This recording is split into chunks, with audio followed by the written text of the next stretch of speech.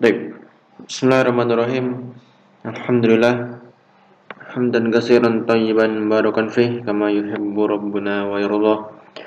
Asyhadu an la ilaha illallah wa asyhadu anna Muhammadan abduhu wa rasuluhu la nabiyya wa la rasula ba'dah. Baik. Alhamdulillah kita sudah menginjak pada pertemuan yang ke-12.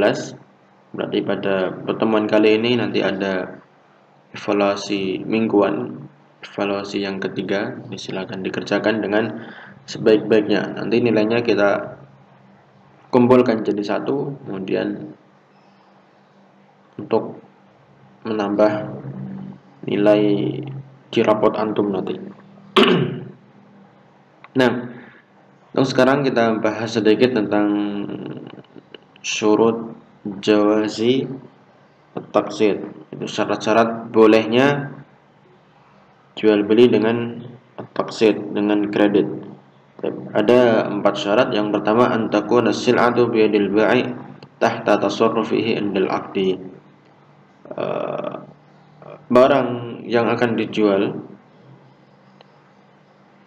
biyadil ba'i, berada di tangan si penjual, tahta tasarrufihi indal aqdi, dan juga berada di pengawasan si penjual ketika akad. Jadi ketika akad, barang tersebut memang sudah berada di tangan pembeli, bukan masih di orang lain. Fala yajuzu lahuma al-ittifaqu ala samaniha, maka tidak boleh bagi keduanya, penjual dan pembeli, untuk menyepakati harga barang yang belum ada pada tangan si pembeli. Nah, wa tahdidu mawa'idis sadad wal aqsad, dan juga tidak boleh menentukan batas waktu untuk as-sadad, pelunasan, wal aqsad, dan angsuran-angsuran yang akan diangsur nantinya. Summa ba'da dzalika yashtariha al-ba'i wa yusallimuha lil mushtari.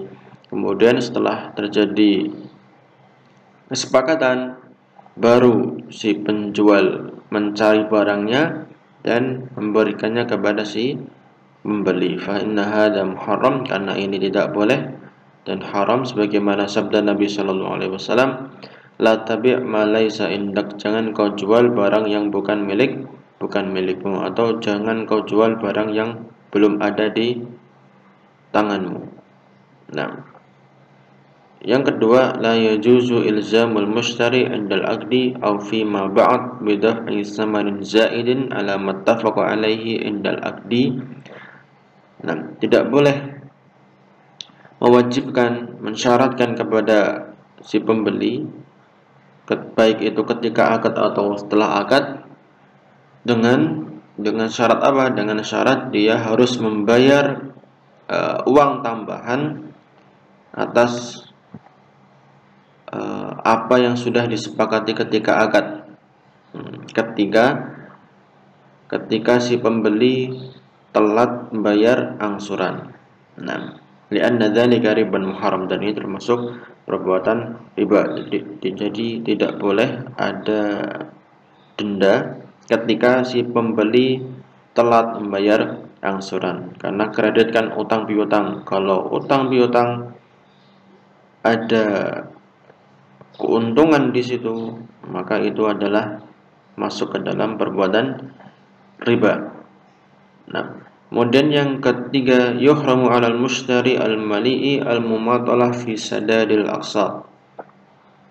Haramkan bagi si pembeli yang al-mali, pembeli yang mampu, yang kaya, diharamkan untuk apa? Diharamkan untuk al-mumatalah, menunda-nunda pembayaran angsuran, pembayaran kredit. Nah, karena itu akan merugikan si penjual. Dan yang terakhir, la haqqa lil ba'i fil ihtifadhi bi milkiyatil mabi' ba'dal mabi'. Tidak ada hak lagi bagi si penjual untuk ihtifadh, mempertahankan hak kepemilikan barang yang sudah dia jual. Jadi kalau sudah dijual barangnya, maka barang tersebut bukan milik lagi si penjual, walaupun pembeli bayarnya utang. Nah, walakin yajuzu lahu ay yashtarita 'alal mushtari rahnal mabi' indahu. Akan tetapi boleh bagi si penjual untuk mensyaratkan bagi si pembeli ketika sebelum akad atau setelah akad untuk rahnal mabi' indahu, menggadaikan barang dagangan yang dia miliki kepada si penjual. Jadi misalnya sudah selesai akad, si pembeli bayar dengan cara kredit, maka si penjual berhak untuk meminta barang gadai sebagai jaminan litomani haqqihi fi istifa'il aqsad al-mu'ajjalah, sebagai jaminan untuk hak si penjual agar si pembeli mau melunasi angsuran-angsuran yang akan datang. Nah, bisa itu suatu barang, misalnya di rumahnya ada motor, maka motornya digadaikan, diberikan kepada si penjual. Nanti ketika si pembeli kok tidak bisa melunasi kreditnya, maka barang gadai tersebut bisa dicontohkan motor tersebut boleh bagi si penjual untuk menjualnya. Kemudian uang hasil penjualan motor tersebut digunakan untuk melunasi hutang si pembeli. Setelah lunas, kalau ada sisa uang, maka sisa uangnya dikembalikan kepada si pembeli. Nah, itu fungsinya gadai sebagai jaminan. Nah, jadi itu syarat-syarat jual beli dengan kredit. Yang pertama adalah barang dagangan itu memang milik pembeli, sudah di tangan pembeli, bukan di tokonya orang lain. Kemudian yang kedua, tidak boleh bagi si penjual untuk menetapkan denda bagi si pembeli ketika pembeli telat membayar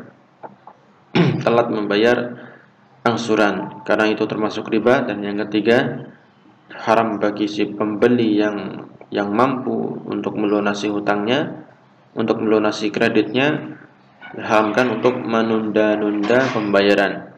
Dan yang terakhir, tidak ada hak bagi si penjual untuk memiliki barang tersebut, barang yang sudah dia jual, kecuali si pembeli menggadaikan barangnya itu kepada si penjual. Nanti jika pembeli tidak mampu melunasi, maka berhak bagi si penjual untuk menjual barang tersebut, untuk melunasi kredit dari si pembeli. Nah, itu yang bisa kita bahas pada kali ini. Maka jangan lupa setelah ini ada evaluasi mingguan, tapi dikerjakan dengan sebaik-baiknya. Nah, barakallahu fiikum wa sallallahu ala nabiyina Muhammadin wa ala alihi wa sahbihi wasallam.